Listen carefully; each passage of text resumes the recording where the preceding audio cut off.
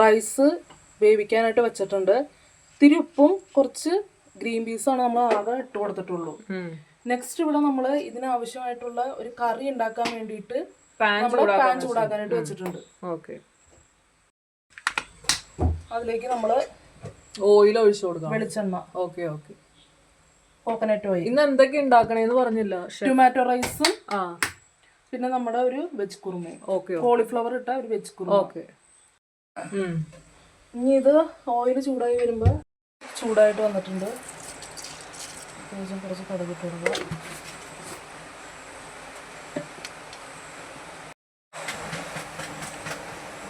ഒരു ഭാഗത്ത് നമ്മുടെ റൈസ് നമ്മൾ വേവിക്കുന്നുണ്ട്.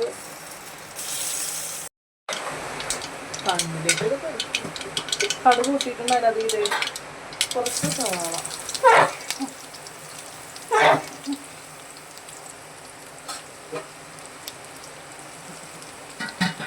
സവാള, അരിഞ്ഞത്, മുളക്, പിന്നെ ഒരു പൊട്ടറ്റോ ചെറിയ പീസായിട്ട് അരിഞ്ഞത്,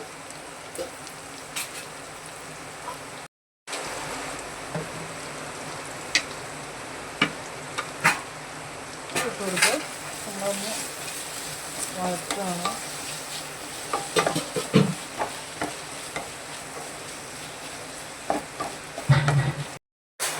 ഒരു ടീസ്പൂൺ ഗരം മസാല, മഞ്ഞൾപ്പൊടി,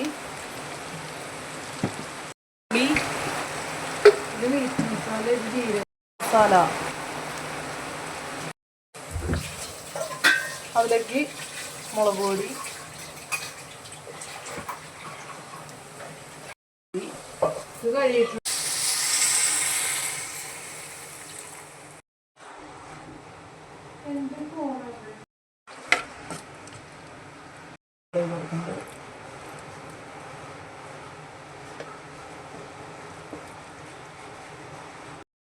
ഇതിന് എത്ര മിനിറ്റ്? ടേസ്റ്റിന് വേണ്ടിയിട്ട് ശർക്കര ഇത്തിരി ഒരു പീസ് ഉണ്ടോ. മസാല കറിയാണിത്. നോർത്ത് ഇന്ത്യൻ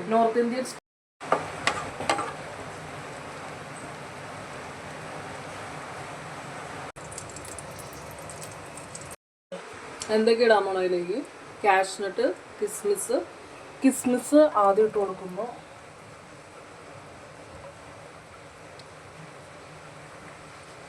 പിന്നെ കാഷ്നട്ട് ഇട്ട് കൊടുക്കുന്നു. അത് ഫസ്റ്റ് നമ്മൾ പൈനാപ്പിള് കട്ട് ചെയ്ത്, ഇൻഗ്രീഡിയൻറ്റ് തക്കാളി, മല്ലിയില, വേപ്പില, ഇത്രയിട്ട് മിക്സ് ചെയ്യാം. അത് നല്ല വഴറ്റിയിടുന്നു. കറി റെഡി ആയിട്ടില്ല. ഇച്ചിരി കൂടി ആവണം. ഇതായിട്ട് പാതി വേവിച്ച് വെച്ച കോളിഫ്ലവർ ആണ് ഇത് നമ്മൾ ആഡ് ചെയ്തിടുന്നത്. അപ്പൊ അതൊക്കെ ആഡ് ചെയ്യണം. ഉടഞ്ഞു പോകരുതല്ലേ?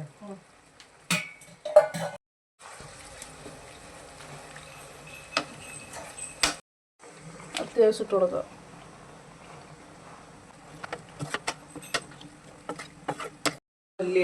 മല്ലിയില ലാസ്റ്റ് ഇടണല്ലോ, അല്ലെങ്കിൽ ഫ്ലേവർ പോകും. അതിട്ടൊന്ന് മിക്സ് ആകും.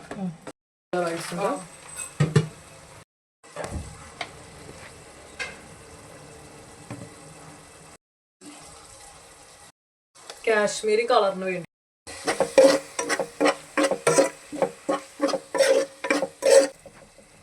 ഇതേപോലെ